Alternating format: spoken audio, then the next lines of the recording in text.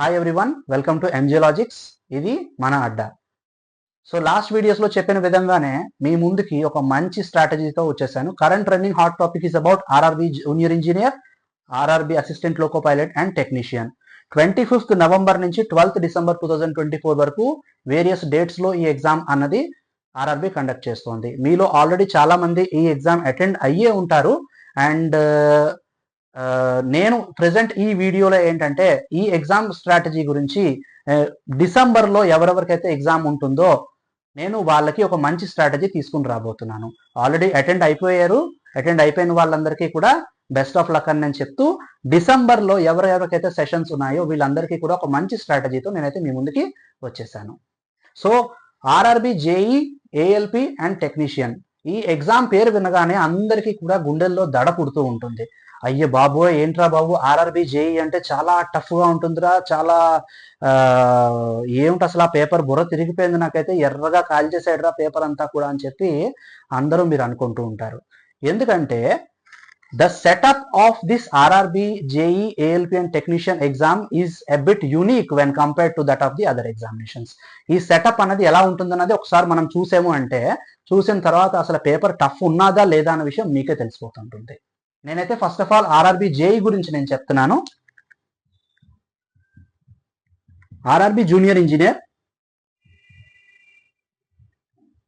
Level 6 post ఇది.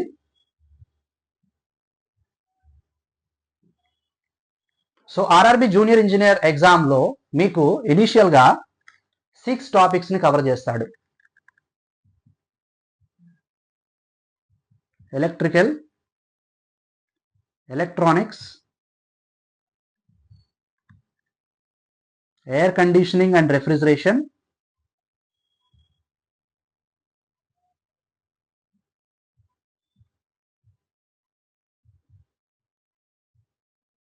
Mechanical,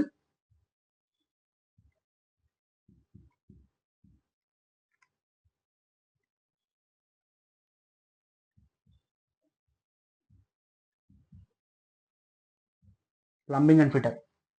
నేను మీకు ఆల్రెడీ చెప్పాను, the exam strategy of RRB JEE is a bit unique when compared to the other exams. ఇక్కడ RRB JEE ఎగ్జామ్స్లో ఏంటి అంటే, మీరు ఏ కేటగిరీలో మీ బ్యాచిలర్స్ డిగ్రీ కంప్లీట్ చేసినా, ఏ కేటగిరీలో మీ ఐటీఐ కంప్లీట్ చేసినా, మీరు రాయబోయే ఎగ్జామ్ పేపర్ మొత్తం ఈ టాపిక్స్ అన్నిటినీ కవర్ చేస్తుంది. For example let us say I'm BTech mechanical engineer. So నాకేంటి, మెకానికల్ ఇంజనీరింగ్ కి సంబంధించిన రిలేటెడ్ బిట్స్ అన్ని కూడా చాలా ఈజీ అనిపిస్తాయి. అండ్ నేను ఎప్పుడైతే air conditioning and refrigeration, electronics, electrical, plumbing and fitting related bits నేను చూస్తాను, అయ్యి బాబు ఏంట్రా బాబు ఇంత టఫ్గా నాకు పేపర్ ఇచ్చేసాడు అని చెప్పి నాకు అనిపిస్తుంది. For example, if I'm a BTech electrical background, I'm from a BTech electrical background, so నాకు ఎలక్ట్రికల్ రిలేటెడ్ బిట్స్ అన్ని కూడా చాలా ఈజీగా అనిపిస్తాయి. And remaining electronics, air conditioning and refrigeration, mechanical, plumbing and fitting, వీటన్నిటి బిట్స్ కూడా చాలా కష్టంగా అనిపించి, అదేంట్రా బాబు ఆర్ఆర్బి జేఈ ఎగ్జామ్ అంటే అమ్మో నేను ఇంకెప్పుడు రాయను అన్న విధంగా అనిపించేస్తాయి.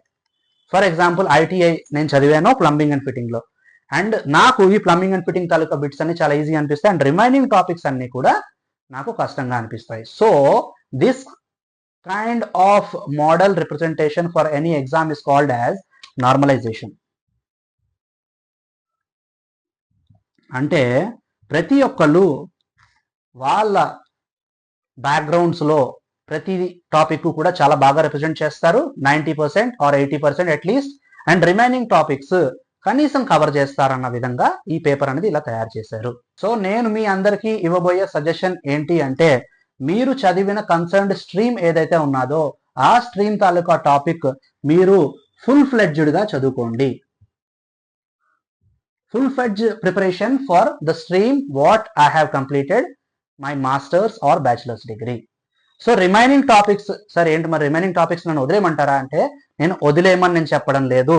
ఫర్ ఎగ్జాంపుల్, ఇఫ్ మీరు బీటెక్ లెవెల్లో మెకానికల్ ఫర్ ఎగ్జాంపుల్ మీరు ప్రిపేర్ అయితే, నేను చెప్తున్నది ఏంటి అంటే అట్లీస్ట్ ఐటీఐ లెవెల్లో మీరు air condition and refrigeration, plumbing and fitting, electronics, electrical, me remaining subjects ఒక్క లెవెల్ డిగ్రేడ్ అయ్యి మీరు ఈ లెవెల్ కి ప్రిపేర్ అయితే సరిపోతుంది. ఈ లెవెల్ కి ఎలా ప్రిపేర్ అవ్వమంటారు సార్? మీరు ఆల్రెడీ ఆర్ఆర్బి జేఈ నోటిఫికేషన్ మీరు చూసే ఉంటారు.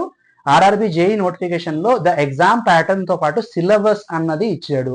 సిలబస్ మామూలుగా మనం చూసిందే కదా అని చెప్పి మనం ఇగ్నోర్ చేస్తాం. సో ఈ ఇగ్నోర్ చేసింది ఇక్కడ మనకి చాలా మూల్యమైంది. So it is very valuable here. ఈ సిలబస్ తీసుకుని మీరు అట్లీస్ట్ ఐటీఐ లెవెల్లో బేసిక్స్ కి ఒక చిన్న నోట్స్ మీరు తయారు చేసుకోగలిగితే, నేను చెప్పింది ఏంటి అంటే 90% మీరు మీ స్ట్రీమ్లో మీరు పర్ఫామ్ చేస్తారా నమ్మకం నాకుంది. సో ఆ రిమైనింగ్ 10% ప్రిపరేషన్కి మీరు ఐటీఐ లెవెల్లో అంటే ఒక లెవెల్ తగ్గించి మీరు రిమైనింగ్ టాపిక్స్ అన్నీ మీరు ప్రిపేర్ అవ్వగలిగితే it will be more than enough.